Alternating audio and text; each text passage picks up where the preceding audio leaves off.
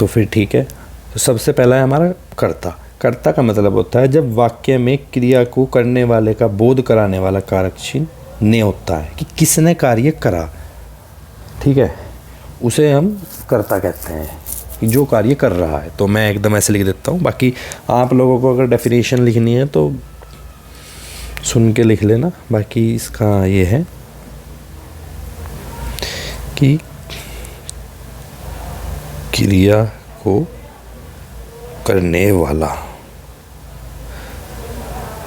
और इसका विभक्ति चिन्ह आप लोगों को मैंने बता ही दिया ने, ठीक है। फिर दूसरा हमारा आता है कर्म। कर्म में क्या होता है कि मैं कुछ कार्य कर रहा हूँ तो उसका प्रभाव किस पर पड़ रहा है, उसे कहते हैं होता है कर्म कारक।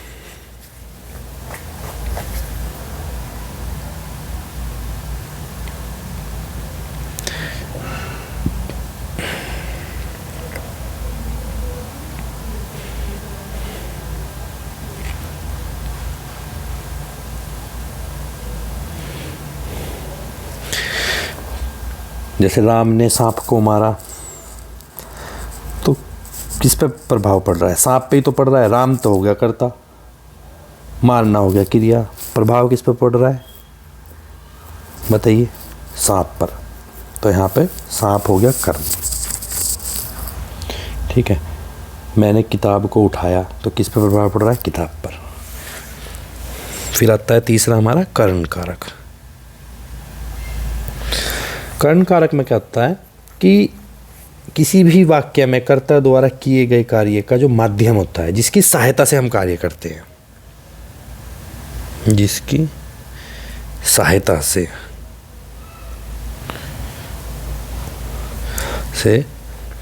कार्य संपन्न होता है,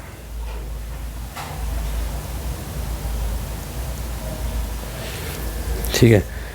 कि तुमने सांप को डंडे से मारा, तुमने, तुम हो गया कर्ता, सांप हो गया कर्म, डंडे से मारा, यह हो गया कर्ण कारक। डंडे के द्वारा मारा, ठीक है।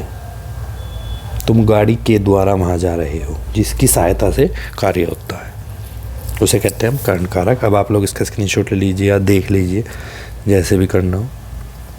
तो ये चीज़ होती है कर्ण कारक। फिर आता है हमारा अपादान कारक, ठीक है। अब अपादान और आपके कर्ण, इन दोनों में सबको कन्फ्यूजन रहता है, तो इसलिए ध्यान से सुनना। अपादान कारक में क्या होता है, अपादान कारक कि कहीं पे एक वस्तु संज्ञा के रूप में दूसरे से अलग होती हुई पाई जाती है, तो वहाँ पे अपादान आता है। जैसे पेड़ से पत्ते अलग हो रहे हैं, पेन से कैप गिर रही है, या कहीं इसमें आपको तुलना,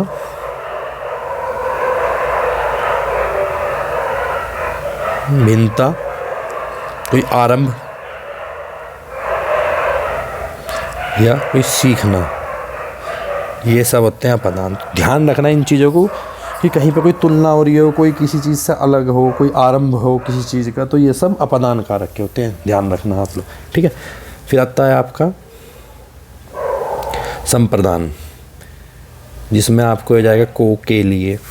तो इसमें क्या होता है कि कर्ता जिसके लिए कुछ कार्य करता है वह संप्रदान कारक कहलाता है। जैसे मैं स्वस्थ रहने के लिए योगा करता हूँ, तो मैं किसके लिए योगा करता हूँ, स्वस्थ रहने के लिए। मैं भूख मिटाने के लिए खाना खाता हूँ, ठीक है। मैं अपना मन लगाने के लिए बैडमिंटन खेलता हूँ। तो इसमें आप लोगों को क्या हो जाएगा, कोई रुचि हो, कोई आपकी पसंद हो, संप्रदान कारक, ठीक है। रुचि और पसंद। देखिए मेरी हैंड राइटिंग जरूर इस पर गंदी आ रही होगी, लेकिन अगर आप इन वीडियो को ना 5 से 7 बार सुन भी लेंगे, कारक आपके पक्के हो जाएंगे, इनसे बाहर नहीं जानेंगे अगर आप ध्यान से सुन लेंगे। और तो मैं कोई ज़्यादा बड़ी बात करता नहीं। संप्रदान हो गया। अब आ गया आपका अधिकरण।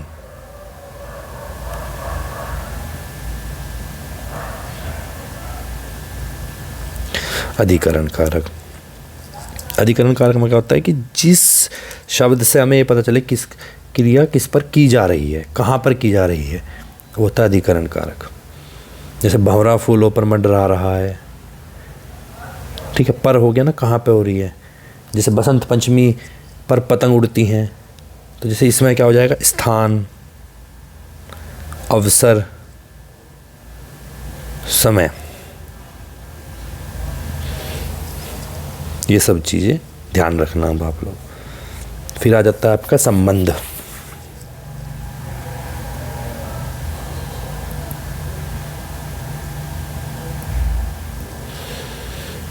ठीक है, अब आप लोगों की फिर वही समस्या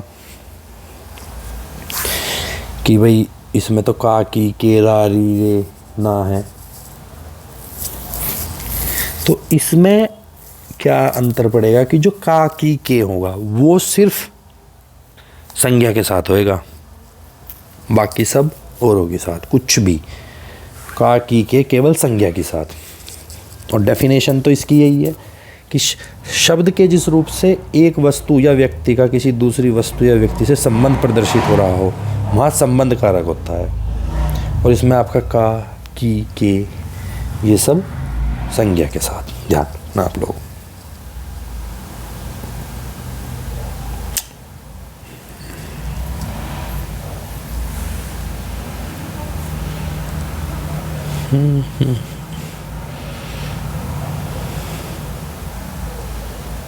काकी के संज्ञा के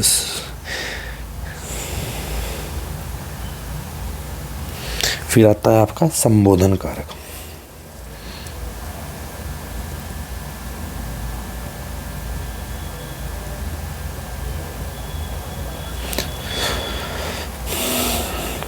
कि कहीं किसी वाक्य में किसी शब्द के माध्यम से जब हम किसी को संबोधित करते हैं, सचेत करने का काम करते हैं, तो वहाँ पर संबोधन कारक होता है, जैसे हे, अरे, ये सब, ठीक है।